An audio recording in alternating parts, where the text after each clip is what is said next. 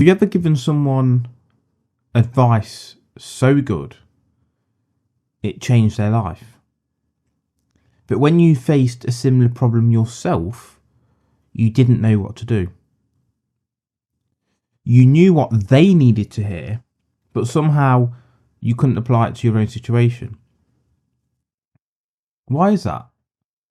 Why are we so wise when we look at other people's problems, yet so lost when dealing with our own?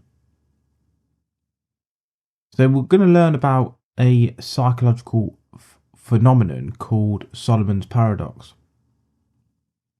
and actually how flipping this internal switch could make you smarter, calmer, emotionally bulletproof, or just plain successful. So let's go back to one of the wisest men in history, King Solomon. Well known for his legendary wisdom and arbitrating fierce disputes, solving problems, using logic, insight, fairness, whatever it's going to be. But actually, here's the twist. When it came to his own life, Solomon actually made terrible decisions, messy relationships, political errors, disastrous personal judgment. So this contradiction then, being wise for others, but foolish for ourselves, became known as the Solomon's paradox. The phrase was actually coined by psychologist Igor Grossmann in 2014, after he studied why people give better advice to others than they do to themselves. It's not about intelligence, it's about perspective. Because his research revealed something simple but profound. When we think about someone else's problem, we become more rational, more empathetic, and more strategic. But when you're in the middle of a storm, it's difficult to think straight. You get tunnel vision, you get emotional, you lose the wisdom you've learnt over the years. But you can trick your brain into switching perspectives, in fact, and regaining that clarity. You can literally become your own best advisor. So let's make this practical then.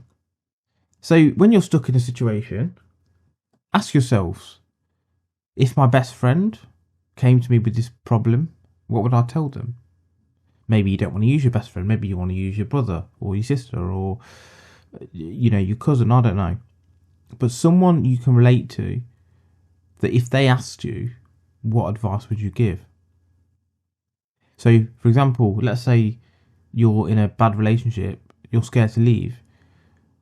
Instead of spiralling, say, okay, well, if my brother was in a situation, what would I want for him? Suddenly the answer becomes clear, and that's Solomon's paradox in action. Another thing you can do is talking to yourself in third person.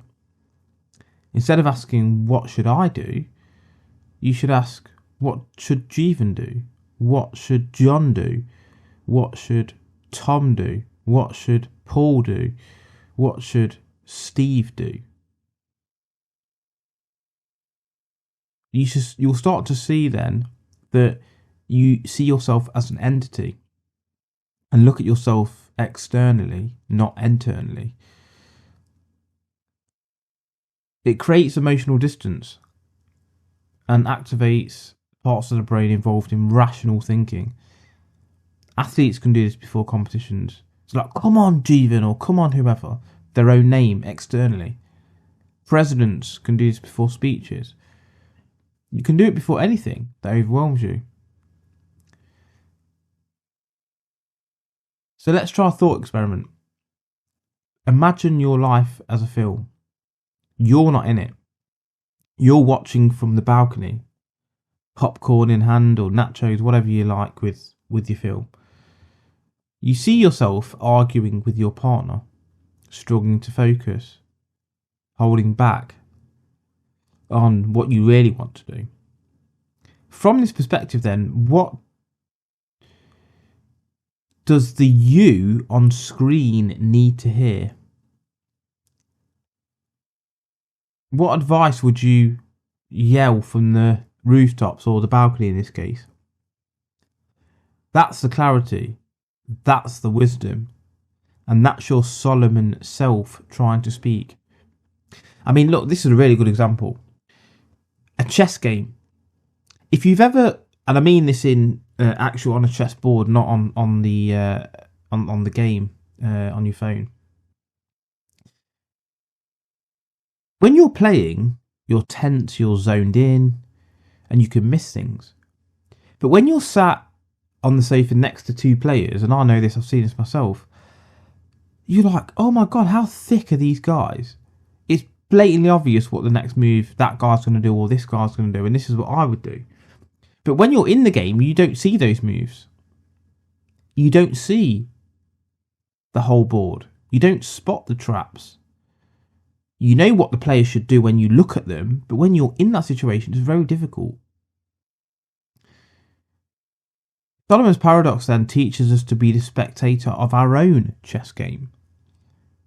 Because wisdom isn't just what you know, it's how you apply what you know to yourself. So next time you're stuck for a decision, just pause for a second. Zoom out. See yourself as a pawn on a chessboard. Become that advisor that your future self will thank. Because clarity isn't rare, it's just misplaced. So again, just because you give a good advice, it doesn't mean that you're good at advising yourself, even if you should be. And that's an area that we should all look to improve on. So don't be like Solomon. Be someone who can give yourself better advice than you give to others.